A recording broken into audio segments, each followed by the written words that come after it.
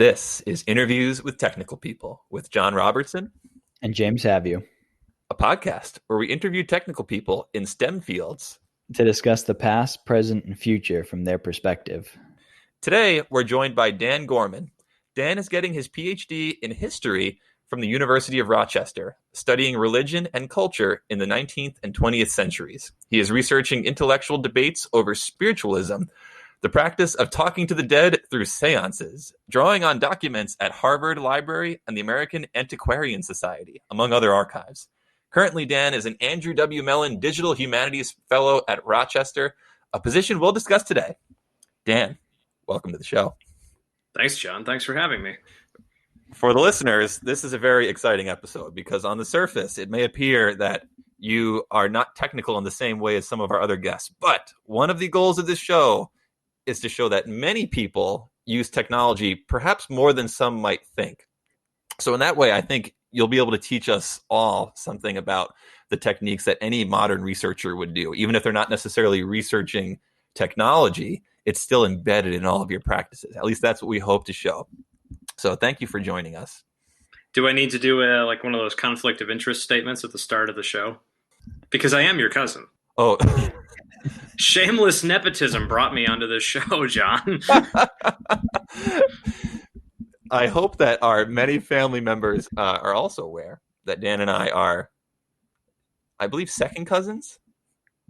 I saved a chart about this the other day. It's confusing because your father and my mother are first cousins, which would make you second cousins. I think. Yeah. Which always seems odd to me, but second cousin. But anyway, this isn't the genealogy podcast, but I wasn't sure we should say it up front that like, hey, I didn't just get picked out of the blue to be on this show. It was John emailing me and being like, want to come on my podcast? Well, you do fit the mold of being very close to us, which I'm sure the guests all know. Our earliest guests are all close to us in one way or another. But with that being said, you add incredible diversity to the show. So why don't we get started? Well, thank you. Absolutely. Why don't we get started with a very broad question? Dan, why don't you tell us in your own words, what is it that you do? Well, I'm a historian, so that means I spend a lot of time thinking about dead people. See, already we're so different from all the other episodes. Actually, that's so a lot of people, even when I was into college and I was getting a history degree, I wasn't originally interested in going the academic route. And it's like, okay, so what do you actually do in a PhD program? What do you do if you're a historian? So essentially, for people who aren't familiar with it, if you go to grad school in history, the first chunk of it is master's coursework where, you take a bunch of research seminars, you read, on average, you're reading like 30 books a semester, maybe more, learning the literature, learning the big debates. You might do some research in your field of interest. And this is just for a little context, right? So, and we'll talk extensively about your path later, but so you graduate and then the next step, if you want to go to a certain career path, is just to get you. Oh yeah, sorry. Yeah, I was getting too in the weeds there. Anyway, basically, you do the PhD, you write your dissertation, you become an expert in a field. After that, most people traditionally with a history PhD go and teach, usually in universities and community colleges, also somewhat in private schools. Just because, like with the licensing things are a little more intricate for public schools, and oftentimes once you have a PhD, nobody wants to like go back and get another master's in education. Mm. Historically, a good number of historians, social scientists would work for the government. Although the hiring freezes that have been on and off during the Trump presidency probably have affected that. I've heard conferences, presentations by people who are historians for the military, heritage commands, people working for the Forest Service, the National Archives, the Library of Congress. Other people go into book editing, design, writing textbooks. Would it be fair to say, again, just for the audience, that you are currently studying to become a professional historian? If there's a better term for it, let me know. Okay. No, I think that's fair. And would I love to teach at a university? Yes. However, we are sitting on what I think is going to be the second Great Depression. And so beggars can't be choosers about jobs.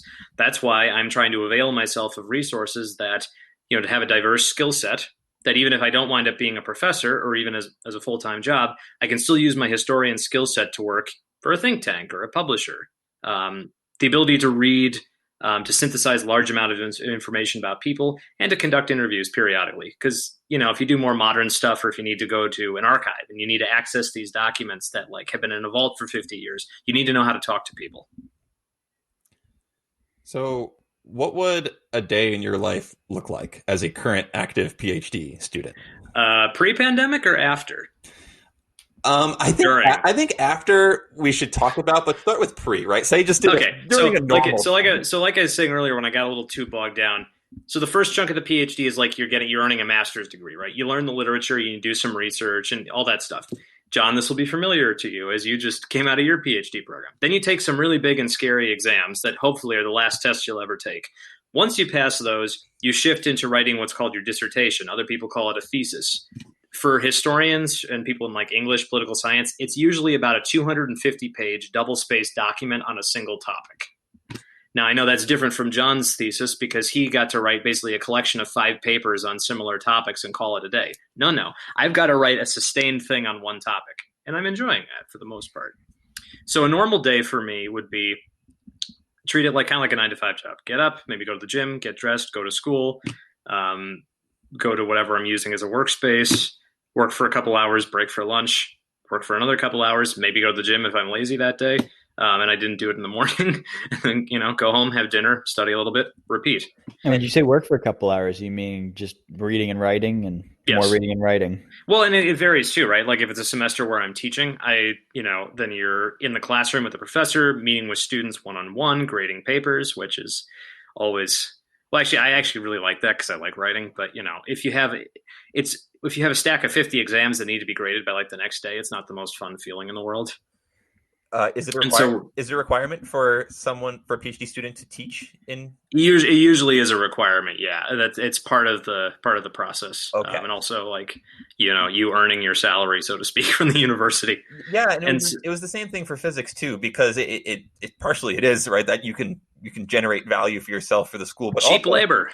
But also, as you pointed out, very often when you get a PhD, the common career path is for you to teach. So naturally, but that's not the only career path. Yeah, so teaching is kind of embedded into the curriculum in that way, and it's not always formal. I know at Tulane, where I went to grad school, I'm trying to recall, you weren't required to teach certainly your entire time, but no, and I'm not either. But you were expected to. At some point, yes. I've done, I've taught my own class. I've been a teaching assistant. I have to teach at least one more class of my own before I graduate. Now, this is where the paths start to diverge and where the technical people theme starts to come in. Now, remember earlier I was talking about how historians don't have to teach, even though that's what they're most commonly associated with. There are other paths, however, like working for the government or one of these, like the Brookings Institution, these Washington think tanks that put out white papers. So depending where you're working, you may need other skill sets, and anymore that increasingly involves mastering digital technology of one sort or another. At my university, because they're also recognizing that there aren't as many teaching jobs as there used to be, at least in higher ed, some people don't want to do the teaching requirements. But they still have to provide some service. This is where the growing field of the digital humanities come into play. Ongoing research projects that heavily integrate computer technology to study topics associated with the humanities. And the standard Digital Humanities Lab or project is usually much more like what you'd find in the sciences, a team of people working on a single project for multiple years. Researchers come and go, but the professor or professors overseeing the project maintain that as a laboratory. So they produce graduate students, they produce undergraduate theses. And for some people who might want to teach, and maybe for some people who don't, working as a research assistant maybe in addition to or in place of the normal teaching requirements and getting really, becoming an expert in certain digital technologies, that's how they do their university service. So that when they finish their PhD, and if they don't want to work in higher ed, or even if they do, they can say, hey, I have these extra technical skills that I can use to do X, Y, Z things, which we can discuss the rest of this program. And before we even do that, so you mentioned digital humanities, right? Which we really want to talk about. So you're talking about that. What are or is? No one can decide if it's a singular or plural noun. But regardless of the plurality, you're the way you're talking about it, it's as if it's a distinct, perhaps, subsection of history. In other words, not every historian works with digital technology, but like how That's true is correct. that? Because I think in some aspect, everyone who does research at that level uses technology. But so what's the distinction? Where does it Okay, become its own? so parsing some terms here. Digital history is using computer technology to further the research aims of history.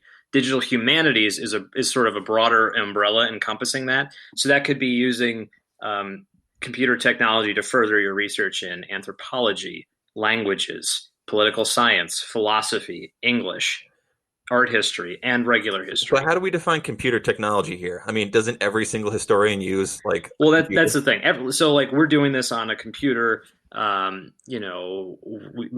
has a computer. Hell, they even have them in elementary schools now. We didn't have computers when we were in elementary school, but so there's a difference between just us doing this for daily work, whereas integrating digital technology into the actual research process. So in other words, let me give you an example. So traditionally, writing history is you go to a library or an archive, you read lots of books, you read documents produced at the time, you synthesize it, you analyze it, you write a report, whether that's a book or an essay, about what you studied. And that, it could be done on a typewriter or on a word processor. Now, a digital history project, for instance, let's say I was studying the Transcontinental Railroad in the United States, and I wanted to study how a particular product, let's say lumber, let's say how the train network, how that affected like lumber sales. So on the one hand, I can go to books, I can look at economic statistics about how much lumber was sold in a given year, what were the big companies. But if I want to actually visualize that and get a sense of like, okay, what are the big hubs for buying and also for producing lumber? If I can produce data, with points on a map, and if I can also then render in some way, using colors or some sort of graphic device to show how much is being sent to each of these points, each of these nodes, you could have like a map key off to the side explaining, okay, color blue means like thousands of tons. Color red could be tens of thousands of tons, and so then you're producing mapping, an interactive map that's visualizing this historical economic data that can then yield new conclusions. That being able to actually visualize how much of a product or how many people are moving to a certain place, and then also being able to layer those over time and see how they change, that may yield different conclusions than if I had just gone to the archive, summarized like the major shipments for those years. So do you see the difference where instead of just typing up the results on the computer, you're using the computer and in this case, this hypothetical mapping technology to actually produce your data, to take the data you have, and then to produce new data in the form of the conclusions you draw from it. So what I'm almost hearing is you've got computer databases, you're building mathematical models and visualization techniques to help you understand what happened. Yes. Is that right? So it's not just using a computer to write up the final results or store your notes. It's actually using the computer to process whatever your data is. It's not so different from what physicists do in their work, where you have to gather data, mathematical models where you can really dig into it and kind of, sure, you've got this historical data and you can kind of build on it and do some optimization things and visualization to truly understand it. I think it sounds, like what a lot of scientists are doing. I'll add to that. It's sounding like the difference is, so like, for example, I was trained as a physicist. And so where did I get my data from? From physical experiments, right? It sounds similar for you. It's just a difference of where you get your data from. Exactly. But it's still supposed to be, I was just reading this earlier. I'm not an expert in this, right? I'm still learning a lot of this stuff. You never stop learning. But I'm doing edX has a good course on Intro to Digital Humanities, and just today I was reading that data is supposed to be transparent, consistent, and I forgot the last. Like one value per like column on the spreadsheet. Each box is only one thing. So whether it's the evidence you gathered from physical experiments or it's the evidence I gained from like a spreadsheet, you're supposed to you should make your data available It should be consistent, and it should be put together in a way that like someone else can make sense of it, whether that someone is like a peer reviewer or the computer that needs to crunch the numbers and make the pretty pictures. But what do you do when the people who provided that data to you historically didn't provide all that? Well, and that gets tricky, right? Because that's where the humanities come in and thinking about. Some people often talk about silences in the archive, the holes in your data, like, okay, or how trustworthy is it? Bias. And this is why, again, digital humanities, it's not replacing those traditional humanities-based methods of research, the interview, the literature review, studying primary literature. It's another tool that you can bring to bear. But you still need to do all the other regular stuff you do as a historian, or, again, that's my field. And I've been talking about mapping here, data computation, but there are other things that digital humanities can involve. For example, if let's say I'm an English scholar or a literature scholar, to pitch it more broadly, right? And I'm looking to study, patterns in an author's or in a collection of authors' writings. So if you can produce clean data, that is, just plain text, no fancy formatting or anything, you can feed that into computer programs, and using programming languages like R, you can do data analysis, corpus analysis on large volumes of text and look for patterns. I'm not even familiar with the R language. What's that one typically used for? I've seen that one used in geology, actually. Yeah, it's a programming language. There's a number of people who are now using it for it's either called like text mining or corpus analysis. A corpus meaning a collection, a body of of texts. So I know one historian, Lincoln Mullen, who works at George Mason University. He's doing a project about newspapers in the 19th century. And so part of that is using, I believe, R or other programming languages to like churn through like large volumes of digitized newspapers from the 19th century and look for, again, I don't remember the parameters of his project, but you see the potential for the computer to go through it much faster than a human can. Although then when the data comes out, you still have to review it. You can't assume the computer is going to do it right. I actually think this is a really fascinating concept of basically going back in history and time to where the data hasn't necessarily changed, right? It was always there, but now we put it to a format where it could be read by a computer. But right, and you have to clean it up too, because the initial scanning isn't always accurate. But it just the way it's sort of clicking in my mind is it's nothing that they wouldn't have done hundreds of years ago had they had computers, but they didn't. It's a modern invention, and so now that we do have it, we need to retroactively go back, get all this data in, and then you and your associates can then actually get your trends from it. Let's go through just a couple more examples of maybe what this has looked like in practice. Yeah, I can speak more broadly. So basically, I'm a historian, right? So let me just explain where the digital humanities comes from. No one can, like I said, no one can really figure out if digital humanities is supposed to be singular or plural. Anyway, the first digital humanities project started in 1946. A Jesuit priest named Roberto Busa.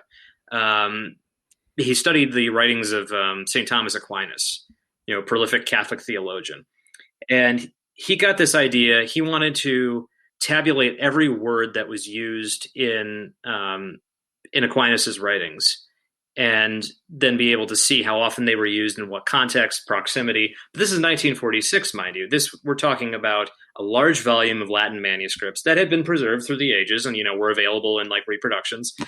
But like this was going to take a long time. So Father Busa got the idea: what if we use computers to automate the process? This is 1946, mind you. Harvard had only had the Mark I computer for the war effort like 5 years earlier, right? So his plan is to put all of every word that appears in Aquinas's writings on punch cards and then feed them through an old-time computer. And that part was still manual, right? There's no way around that. You need it was talking about a huge project here. Yeah. So he goes in 1949, he went to IBM, which was, it existed then, International Business Machines. And he pitched it to the head of IBM, and the CEO signed off on it, gave them some basically nonprofit gratis support. So Father Busa spent decades making the punch cards, right? And then of course in the 1970s, with a plan to put them into those old analog computers where, with magnetic tape and everything. Then what happens in the late 70s, early 80s? The not transistor. I'm using my wrong. Semiconductor? Thank you. Yeah, the semiconductor, the computer chip is invented. Transistor is correct, though. It's a Okay. collection of transistors, I believe. Okay. So You use my transistors or you use semiconductors to make transistors. But yeah, all that, those developers came in the 50s, and then they were honed in the 60s. let me rephrase it then. So in the 60s and 70s, then you start to get the first personal computers, or at least the ones that weren't the size of like this apartment building. Computers that could fit in one room. I think people would argue the first personal computers didn't come until the late 70s. But anyway, And of course, Apple's at the forefront of that. They're not the only ones, but they're the famous ones. So anyway, right. Eventually Busa takes the project and switches it from happening with punch cards to happening with electronic mainframe computers. And I think I'm not sure. The first version I feel like came out on like some sort of floppy disk or CD.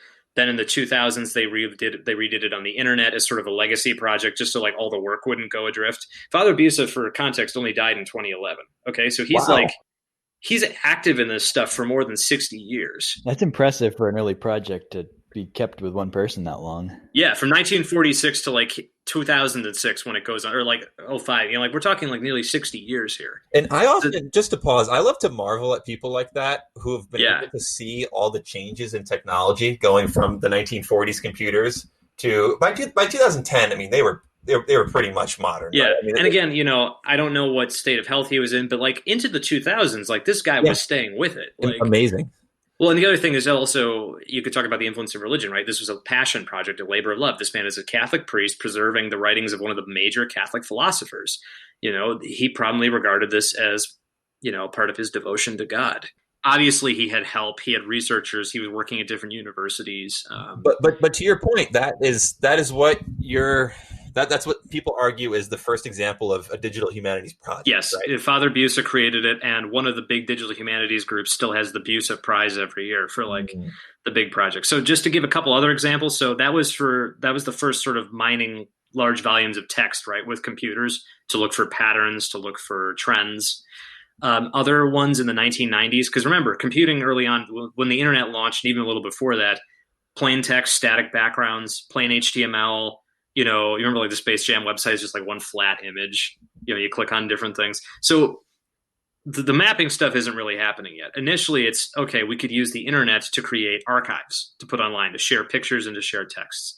So in the late 80s, a group called the Text Encoding Initiative Consortium forms that proposes standards for how to mark up or how to format documentary editions of historically important documents. So that the TEI consortium has been running for more than 30 years now.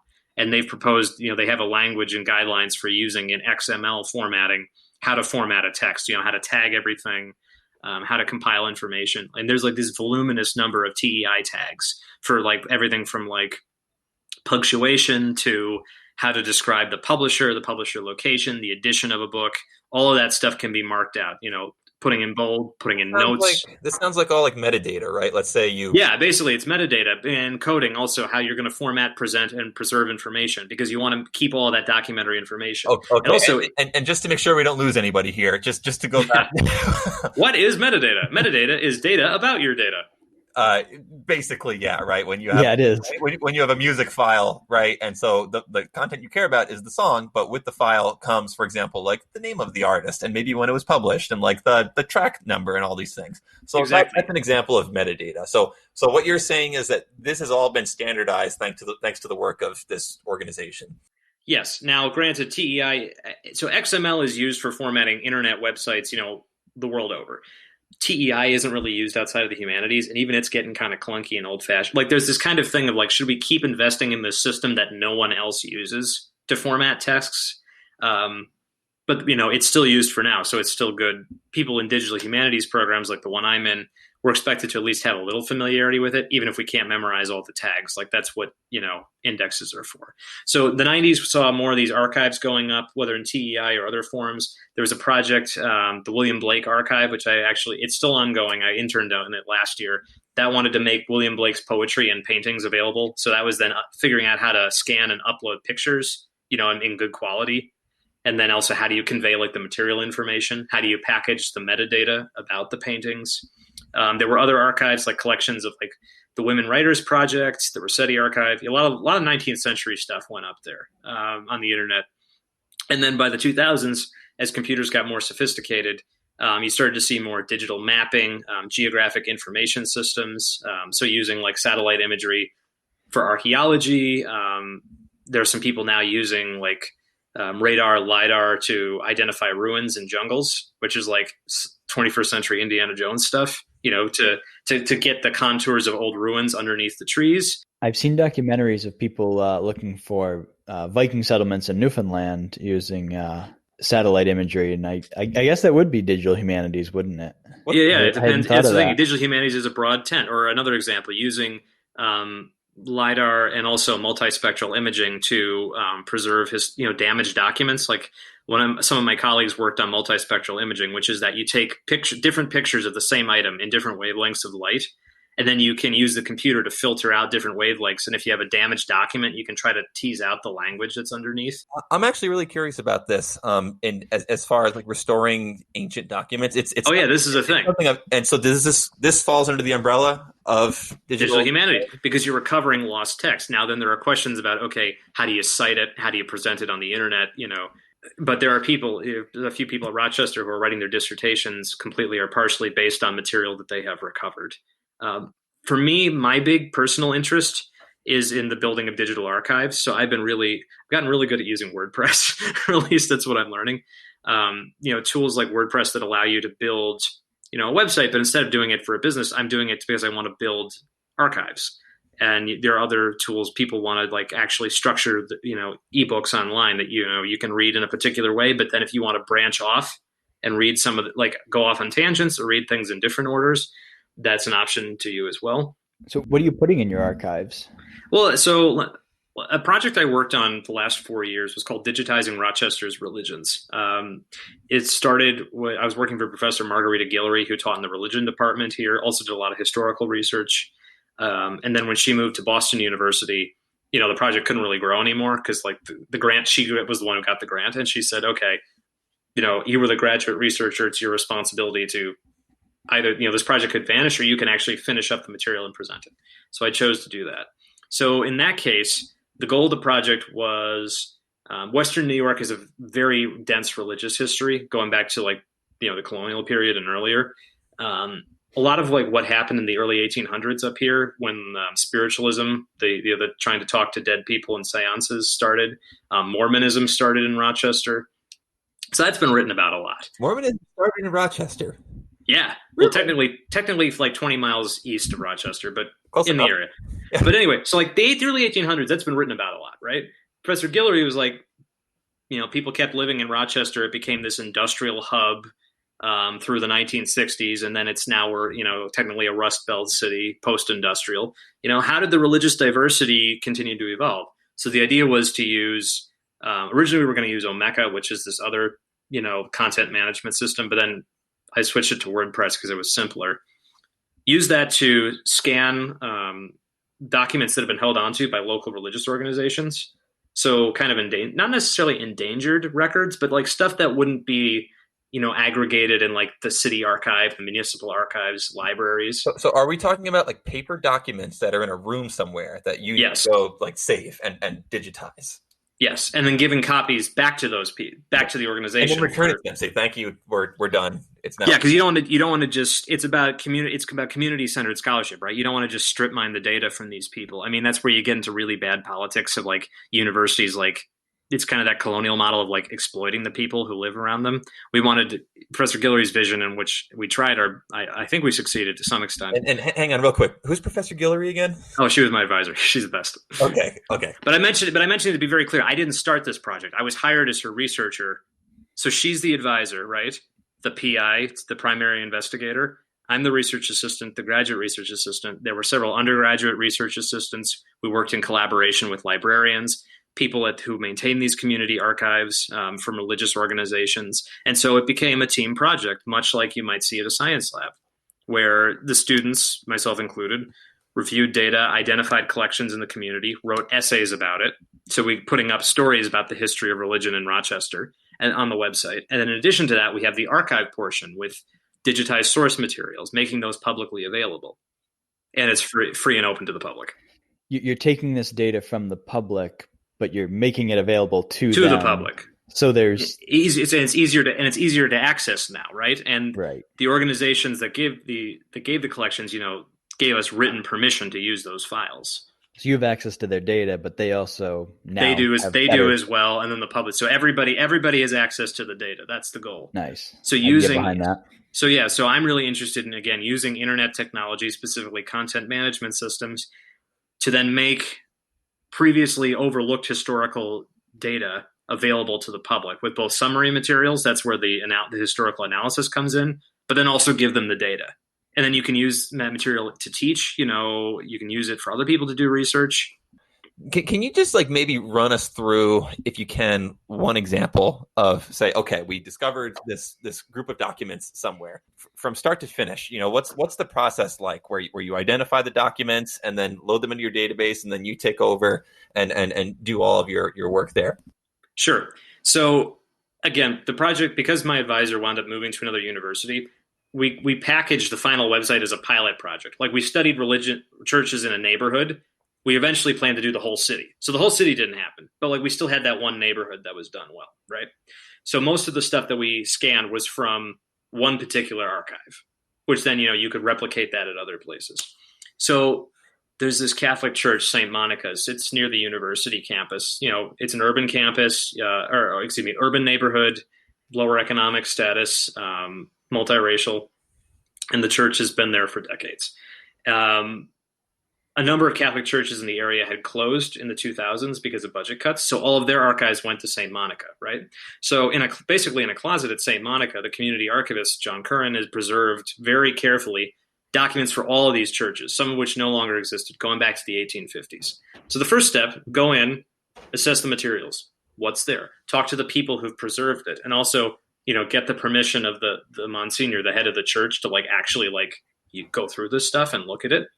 So then we processed the files, by which we just waded through it. We helped John organize them a bit. And then we identified things that we were interested in scanning. Now, this is where the community part comes in. It's a little bit back and forth, right? Because there are some things that they're like, well, we don't really want you to scan that. But then we'd say, oh, but those are really interesting. So we try to, it's a negotiation, right? It's about building trust and being open about what you want to do and making that clear to the community. So then eventually, once we identified the stuff and we agreed on we could borrow these files, took them to the university, put them under lock and key in another closet, and then gradually taking them out to scan them using different scanner devices. So some oversized, some fragile items, those were scanned with an overhead camera rig, professional grade. Other items were scanned on large professional grade flatbed scanners. So, where you just lift the lid, put the file in, close it. What kind of items are these? Are these documents or something else? Documents, a lot of papers, man. So it's papers, photographs. Enormous papers? Okay, they weren't all enormous. There were a few that big blow up prints, from photo exhibits. There was a chart showing all of the pews in the church from 1890, this one church, and then with name keys of who sat where. Nice. That's fun history. So then basically, so in my case, I was fortunate to be at a university that had this scanning lab, right? And the staff very kindly walked me through how to use it. So, for the big items, you use an overhead camera. For sort of medium items, you could put them on a plate scanner and just shut the lid. And then when it got down to stuff from the 20th century, tons of computer printed stuff, just take those downstairs to the basic printer in the library lobby and just scan them quickly, because those don't need to be the highest quality. Were these documents old sufficiently? I've never seen those sorts of old documents outside of a museum. Some definitely were. Some were. We had stuff going back to the 1850s. Old sufficiently that there's protocol for how you can handle them. Are these fragile pieces of? Most weren't fragile. Again, it's like labors of love, right? People had preserved these things. Yeah, for decades. It pictures this kind of thing you can't slip up and spill a coffee on this document. No, you can't. You can't have any liquids near them. You need to wash your hands beforehand because you don't contaminate the. The natural sciences, but you don't want to contaminate the sample. It's true for the historical documents. You don't want to get oils from your fingers, so try not to touch your face too much, and then don't touch the documents.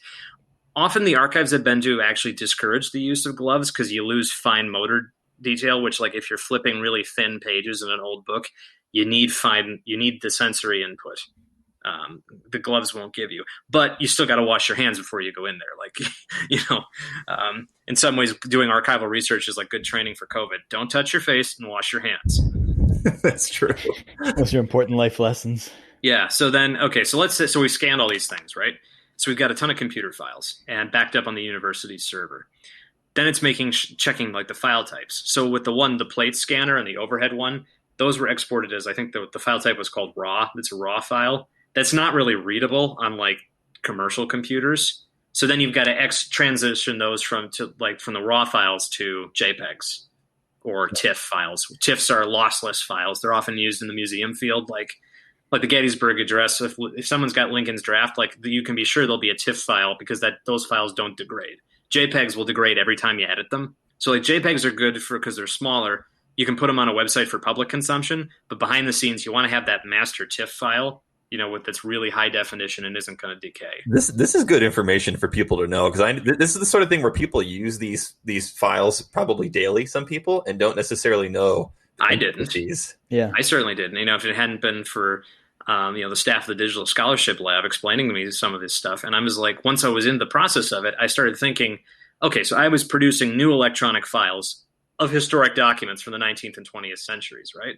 But 30 years from now, historians are going to be studying what happened in the 90s and 2000s, right? So like you got to know about file type management. And I think that's going to become another one of the historian's tools, not replacing the normal archival analysis, incorporating theory when it's relevant. But I think being able to navigate electronic documents and file types and making them compatible, that's going to become increasingly important to the historian's toolkit.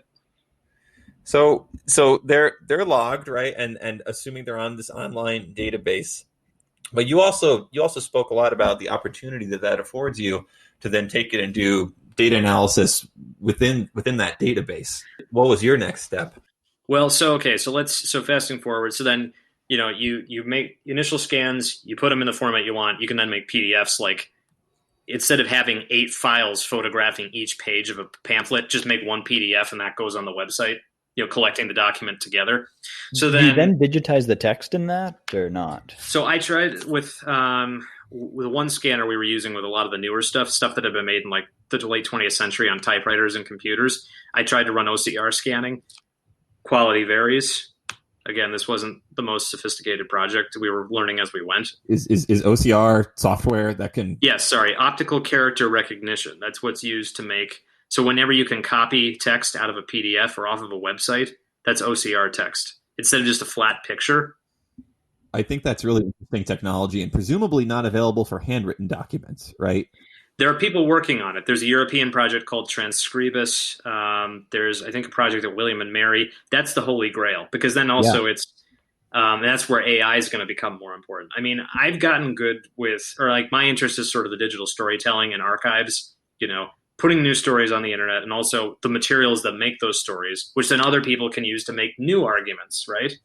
But there are other people who are some digital humanists who are like, we got to go all in and learn how to code and like get in on AI stuff. The idea of if you had a computer that's smart enough that it could recognize handwriting and in different languages and different styles, handwritten Cyrillic is different from handwritten Latin alphabet. So just because cracking handwriting once doesn't mean you're going to be cracking it every time. Or then what about, different Chinese scripts, how Chinese characters have evolved over thousands of years. It's not going to be like a one and done, okay, we've cracked, the computer can read handwriting now. That's true, but I'm just thinking back to, for example, the project where they were trying to identify these words that Thomas Aquinas used. I mean, how much would that aid that project, right? To just be able to scan and identify all of his work. Yeah, I mean, you wouldn't have needed all those punch cards, or even right. But then there's questions that come into of, can you trust the data?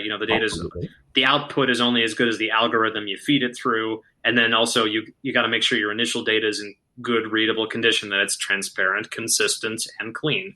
Well, then you have thousands of hours of quality control. And that's where the student researchers, the grad students and the undergrads come in. That's good for undergrads. Well, for grad students too.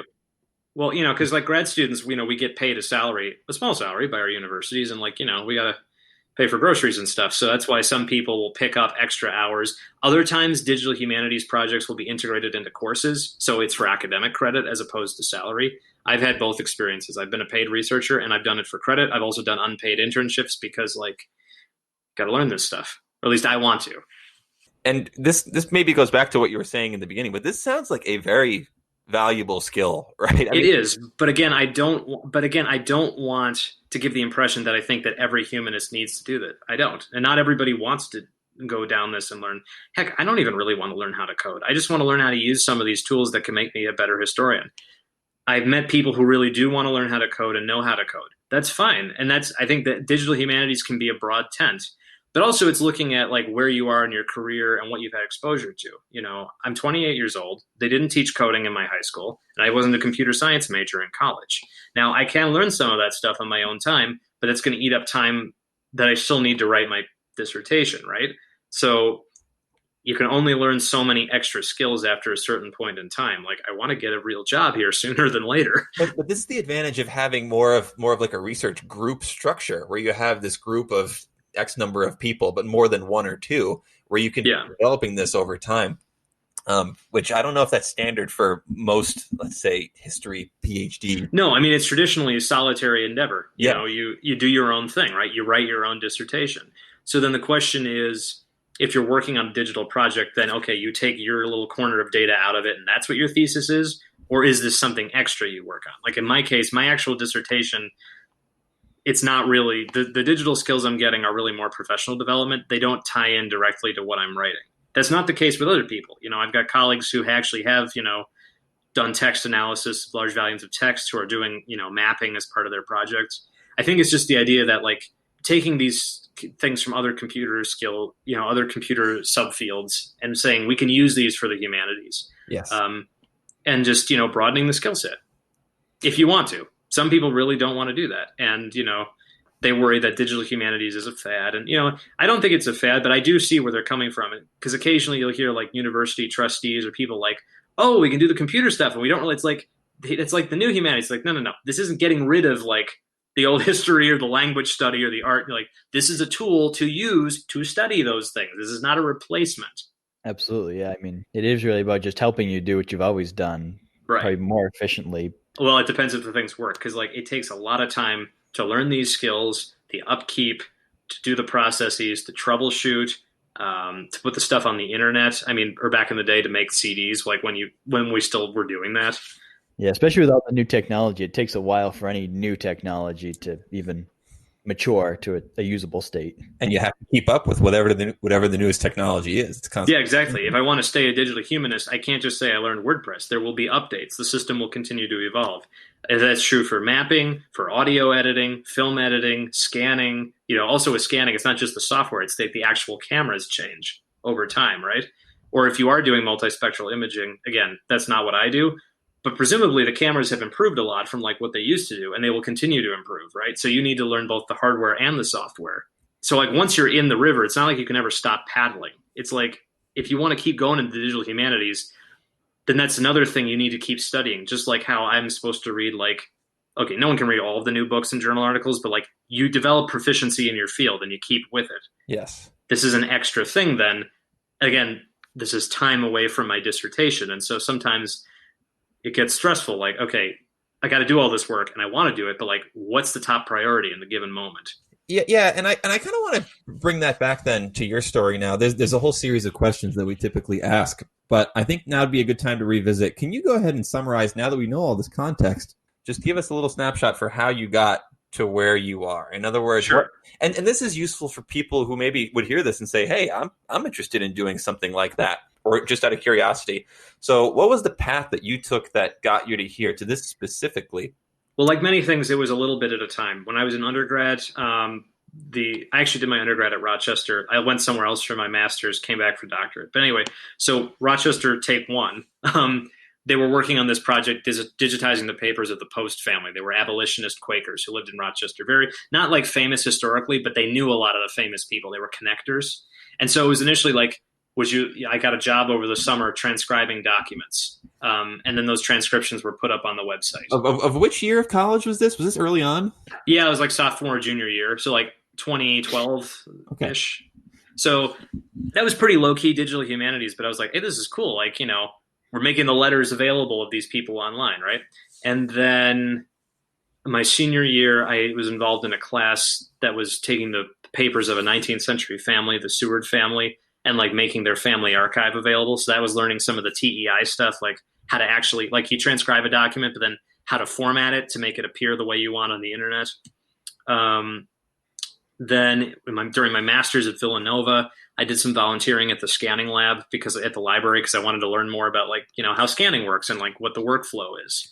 And then I took a digital history class there where we built a website about World War I using like local Pennsylvania documents about like how people participated in the war. And then when I went back to Rochester for my PhD, one of the things that drew me there was this fellowship they had called the Mellon Fellow. Was it the Andrew W. Mellon Digital Humanities Fellowship? Mellon Foundation, which is one of the biggest grant givers for the humanities. A lot of things. Yeah, no, they're big. But they had given this grant to Rochester to hire. Basically, it's a fellowship that you do until you're getting intensive digital humanities training and interning on projects. The project, the money actually kind of like ran out, but then they renewed the grant, and I was like, okay, I'm going to apply for this.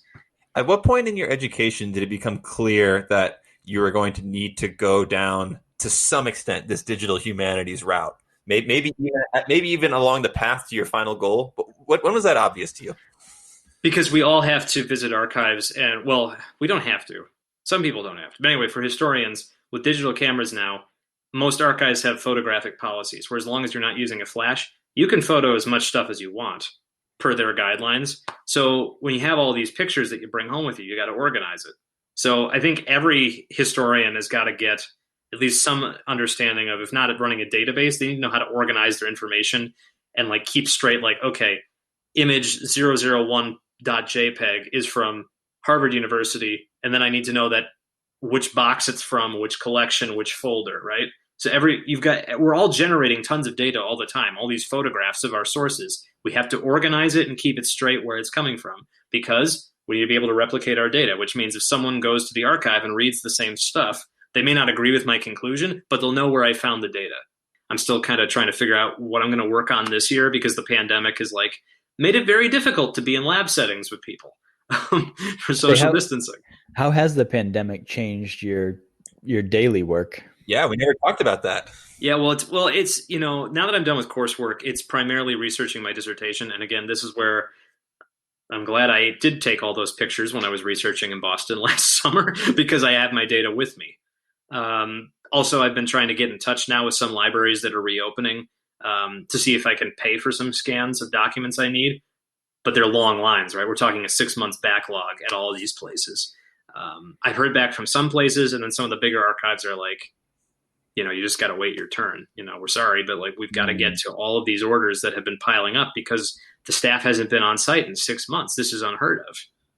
And so they're scanning their documents and sending them out to researchers? Right, and they're not always doing this for free either. So then for some people, especially for grad students, I've got, I have some funds I can use for this, but like I can't like pay for like an unlimited amount of paper. And this is where like the hidden like income structures of higher ed come out, right? Like if you're a fully tenured professor making 6 figures a year, oh yeah, I can order tons of stuff. But if you're a grad student, making low 5 figures a year, you can't, right? So there's like these hidden like cost labor things going on. Even though, yeah, it's great, libraries and archives have these digital humanities rigs. They've got the cameras, they've got the scanning equipment. But it's not free, and the librarians, this is extra work that they have to do too, right? And they shouldn't have to do it for free. So does your research move over into kind of augmenting with stuff that's already available and scanned online? To some extent. I mean, I've pared down the scope of my dissertation. I was going to cover events. My initial idea was to cover events spanning like 80 years, and I'm narrowing that. I mean, it's still going to... I'll still talk about events that happened later, but I'm not going to focus on them as much. That's going to be more like the epilogue, rather than going in depth on all of like a long story. It's going to be more about the earlier stuff, which is what I'd already collected, because archival travel is still difficult. So you're having to go deeper into the older stuff because that's what you have available. Right. And granted, there are still documents that like I do need even to tell that story. And so I'm still trying to figure out how I'm going to access my stuff. I study U.S. history. I have the advantage of all of my stuff is in this country. Is that a disadvantage for some people? Well, most countries right now aren't letting Americans through their borders because the pandemic is out of control here. Oh, to be able to physically go get any documents and so forth. Right. And then again, if you can order stuff online, but then everywhere over there everybody else has lines, right? So then the problem that no one's been able to figure out is people's research came to a standstill. Whether because of look, 1 in 3 Americans were feeling depression because of COVID early on. Now we're trying to play catch up on our research, also from everything closing, reopening, but then some things are closing again. You're going to get people who aren't able to make progress on their humanities and other fields too, the sciences too. Like think of people who are going to go out and do like field work and watch animals, and now they can't travel where they need to go. You're going to have all these grad students whose research is going to be kind of stuck in limbo, and depending how much data they already have, that may or may not lend itself to a full dissertation. And then is the university going to support people? Where's the money going to come from to pay these people? Because the universities are broke too. And so but this is an example of how you can learn all the digital humanities skills in the world. And I enjoy it. Okay, I'm not big on coding, but I like some of the other stuff. But there's these larger questions of like, how will I find a job? Can I finish my research? How well can I do my research? Or how much will I have to be like, this is the best I could do for the dissertation. I'll fix it when I write the book someday, when we can travel safely again. And I think this is a good lead into the next question that we like to ask. And I'm especially interested because you are a historian, so I think you'll have a different perspective than a lot of people will, which is, so Dan, given all you know and pertaining to either your particular field or even just in general, what are you concerned about for the future? And then we also want you to answer, what are you excited about? So maybe first for digital humanities, and then if there's anything else even outside that scope. So for digital humanities, I am excited by, I'm excited, it's going to sound silly, but like cheaper storage costs. You can store more files for less money. That's important to my work as well. Although here's the hiccup, this occurred to me recently, is that higher ed's basically getting the crap kicked out of it by the pandemic, losing tuition and like everything being thrown up in the air. My concern would, it's not cheap to run. Okay, so overall, electronic storage is getting cheaper. But if you're running a large scale database, that's not cheap, even like in the aggregate over time, right? Preserving electronic files, according to the librarians I've talked to, it gets really expensive over the long term. So my concern is that because of the pandemic and universities and libraries and archives having to tighten their budgets, they may not want to invest in like large scale storage or computer infrastructure for as many projects. So you could have the paradox of like, yes, generally speaking, it's cheaper to store stuff, or like this Apple computer I'm talking to you on can store more than my previous computer could. But what if universities are suddenly reluctant to fund new projects? And that let me just ask this then: so you're noticing that the universities are taking a hit? I think that makes intuitive sense. Have you noticed an actual meaningful decrease in funding, or is this just a concern of what could happen given the? It's what could happen again, because we're still early in this. We don't know how long it's going to go for. And we still don't know like what the final, because like my salary is paid by undergraduate tuition, and we still don't know the final numbers on like how many undergrads are attending and stuff. I don't know. This is the big I don't know. I mean, what do you say to someone? I mean, my peers and I, we're all working the best we can, but some people's work is more stuck than others, and so how do we pay them? Will we get paid? And if we run out of department funding, okay, because we're only guaranteed funding for a couple of years, like. You still got to keep the lights on. You got to pay for the internet you're using to get your materials, and you got to put groceries on the table and pay for healthcare because there's a pandemic. So I'm concerned basically about the larger infrastructure where digital humanities and history research is done. Now, what I'm excited about, cheaper storage, faster computers, more computing power, better, more accurate digital mapping platforms. Also, with different levels of like complexity. So like there are ones that like you can use in lower classrooms, and then there are the really advanced ones that like they're using for spy purposes at the NSA. There's another piece of wisdom that you just reminded me of that some older folks at one of my jobs told me, which is, and these are people that I looked up to, right? These were the brilliant engineers who'd been there for 30 years, and they were very good at what they did. And they came. One of them said to me, John, you have a lot more potential than I do. You'll do far more than I ever did. And I was confused by that. I said, what are you talking about? You're so accomplished. And it was just the tools that that the three of us grew up with that are so natural to us, that will always come easier to us than it did from people who started 40 years ago who didn't have that advantage. And so, But we're the transition. I want to push back on that just a little bit, though. We're the transition generation, right? You're a natural scientist. You spend a lot of time. I presume. Do you know how to code in different languages? several, yeah. Okay, so like, see, like you really went that way. But you and I both remember like when we were kids and could still listen to cassette tapes and stuff. We remember the transition. I didn't go the coding route. But listen, we're always in transition. I'm talking about we grew up on computers. When I was 7 years old, we had a personal computer. I know not We everyone did too. I know not everyone did, but people 40, 50 years ago, they did not. Not have one. No. You know, and they still need help asking us like how to do basic things with Microsoft Word, right? But it's just so natural to us. So that's the sort of thing they were talking about. I know not everyone taught themselves to code when they were 8, but even just basic things were part of our growing up. That's true, but I wouldn't be surprised if the next generation, the Generation Z coming up, they're going to be even more proficient. Like the digital humanities, it's going to be a step forward from what it is now, and that's exciting. I'm going to say the same thing to the next generation. I'm going to say to them, you have a huge advantage over me, and that's just the way it works. To them, it's going to be obvious to use the computers in their research. Yeah, and the thing is, it has been for some people. Like Father Busa was like in his 80s or whatever when he died, you know, and he'd been doing this since the 40s. I mean, hey, it's probably going to be pretty weird in 40 years when like computers are a thing of the past and the computer's just in our brain. And it just I'm not sure how enthusiastic I am about that, you know. So there's one other thing I want to mention because I know we're close to time. You asked me also what in history I'm excited about, so separate from digital humanities. So yeah, aside from digital humanities or COVID or anything else, this can be open-ended. Yeah, what else are you excited about? I am excited in history.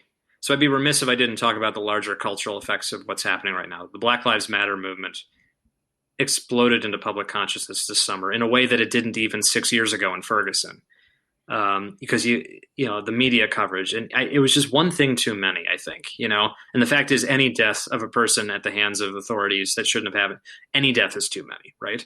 So Ahmaud Arbery, Breonna Taylor, George Floyd, these were the ones that just pushed everyone too far, and now we're seeing this cultural reckoning. With America's history of racism, asking tough questions that some people wanted to pretend weren't resolved. I'm excited to see what kind of historical research comes out of that, much the way how the civil rights movement of the 1960s produced research that looked, you know, that reinterpreted America's story. I'm very curious to see what's going to come down the pipeline. And this is where the digital history angle comes in. There's a lot of really cool projects being done to diversify the primary source material we have, Transgender Archives, other LGBT archives. I mentioned Transgender Archives in particular because these are stories that have traditionally been silent in the historical records. So trying to seek out and gather records of immigrants, of African American communities, Latino communities, and making the interviews, film footage, photography, making all of this material from these marginalized and overlooked groups, making that available on the internet. There are people working hard to give Wikipedia greater racial diversity and international diversity. Because there are also to include more articles about women in history. Because, like, I mentioned this to John the other day, like there are some articles about video games that are way longer than like important women in world history, or they're just not. Those essays haven't been written yet. So I'm excited that people are saying it's not just Black Lives Matter. It's marginalized voices matter. They matter in telling history. They matter in teaching languages. They matter in teaching public health, sociology, and it's leveraging computer technology, but also the traditional skills of the humanities, the thinking about history, causality, contingency, using those. I'm really excited with the stories that are going to be written, telling a more diverse, complicated, but I think truer story of the United States. So making American history more representative of the Americans. And people who live here who don't want to identify as Americans, Not all Native Americans want to identify as part of the United States. Their identity is their tribe. So for these shifts in awareness, for example, what we're seeing now, how quick is the actual research community of history?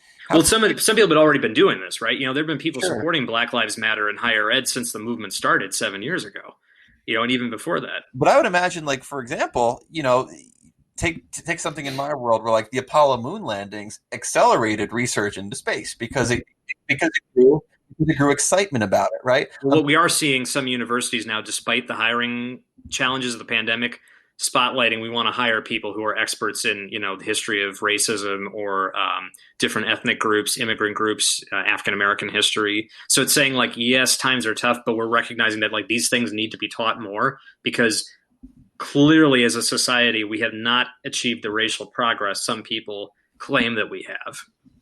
Yeah, and it's really cool, and it's again something that I'm curious how quickly, like, actual people on the ground, research labs are going to be able to start helping in these changes, right? To be able to do the research that's critical for our understanding. Well, and that's where the translation part comes in, because it's one thing to do the research and share it, and then it's the next step is disseminating it, right? Through classrooms, through the textbooks that like may not be doing new research, but they're synthesizing the new research to present it to students.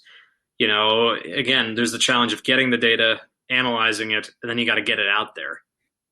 And then you got to hash it out with people who don't agree with you. And this is a very fraught cultural time with certain persons who remain unnamed who don't believe there is any racism in the United States anymore, or don't see why we need to teach the history of non-white people. I won't name them, but you can take a big guess who I'm talking about. We'll leave it to the audience to think about who that might be.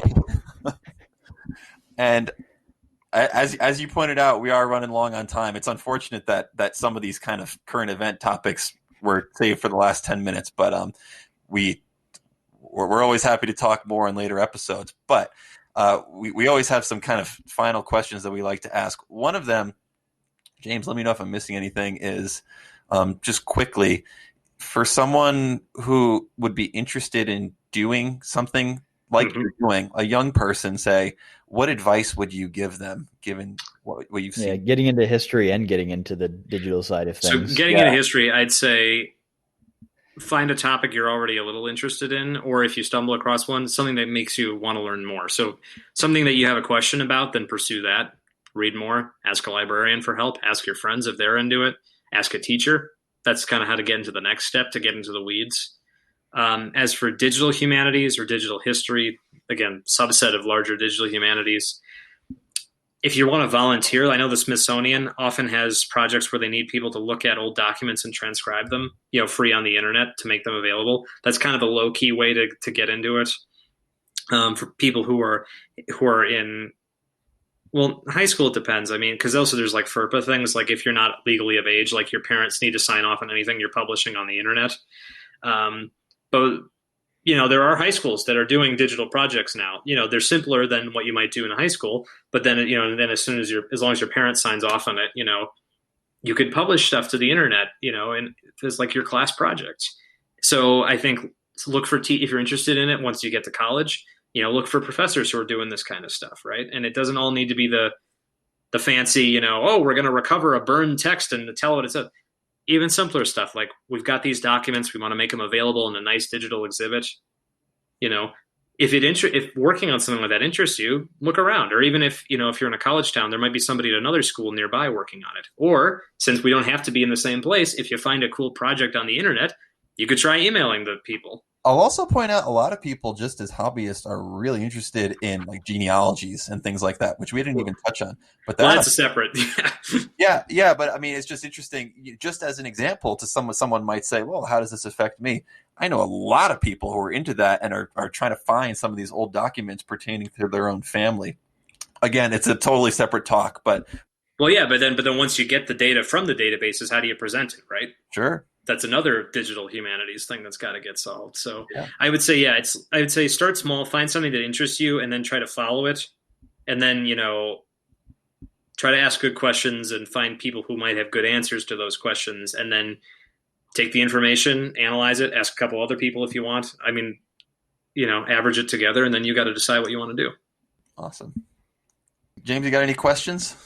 I think the only question left is the one you enjoy the most. I think we've covered it. I know this question. James, why don't you ask it this time? I feel like I've asked it every time. I know what this question is. So I want to point out that I'm the only one talking here that's not a native of New York. Yes. Fair. So I don't have as strong opinions, but we want to talk about your favorite pizza topping. First of all, what does pizza look like when it's done right? I'm a pizza omnivore. My father is from New York City. My mother is from Chicago. So I have an appreciation for both thin crust and deep dish. That's However, bold. it is bold. The next level. Wow. Oh yeah. I all kinds of pizza, but toppings. I'm really fond of peppers, sweet peppers, not so much the spicy ones on pizza. I'm really big on vegetable pizzas in particular. Peppers, like bell peppers, like green bell pepper, that sort of thing. Yeah, like chopped up, like green peppers, red peppers, yellow peppers. Okay. The big bulbous ones you get at the supermarket. Not too spicy. This is how you could tell that we're family, because I'm actually like, my answer, the correct answer, in my opinion, is just a cheese pizza, no toppings. But well, that's the classic. But then, but we're not in college anymore. We got to worry about our cholesterol and stuff. Right. But that's why it's kind of a trick question in that regard. But like, when I do put toppings on the pizza, it's the first one is typically peppers. So you could tell. Really? Yep. Yeah, like I'm also fond of like bacon. Well, not so much bacon, like sausage on pizza. But then there's that study a couple of years ago where they found that all processed meats are carcinogens. So not so much of that anymore. Like once a year. Oh, don't tell me that. Yeah, we're going more in with the veggie pizzas now, I think, Yeah, or non-processed meats. Yeah, I don't need any. I'm breathing in carcinogens every day with these California fires. Yeah, the pepperoni's not going to help, man. That's like pure salt. Awesome. Well, yeah, as James alluded to, that's probably my favorite question. But one other thing, Dan, we just want to give you an opportunity. If people want to follow you or maybe any of the work that you do you want to share in any locations or links where they might be able to do that? Sure. I mean, I maintain a LinkedIn profile, which is, publicly accessible. I have a Twitter account, trying to transition that from being a personal Twitter to being more of a professional Twitter. And as for projects, I would say if you went to the University of Rochester Digital Scholarship Lab, that would redirect to the projects. There's a list there of stuff, not just that I've worked on, but that the fellows before me, other students. And I think I've got more specific links like through my LinkedIn and stuff. Okay, and we'll put those relevant links in the show notes for any interested listeners, so you can find out a little more. I think that's all we had. Thanks for inviting me. This was fun. Yeah, thanks. I learned a lot, and I think we can still be technical while talking about broader topics. I think you can. That's what this episode was all about. Even someone who doesn't fit into the classical, STEM field, you just gave one of the most technical talks that we've had so far. So awesome. Do some of that space archaeology stuff. That stuff's interesting. That's cool. Yeah. There you go. Yeah. One word: satellites. It's very good. And Dan, good luck finishing out. Thank you. Also, and maybe we'll have you. Maybe we'll have you on again sometime soon. Thank you, and thanks everyone for listening.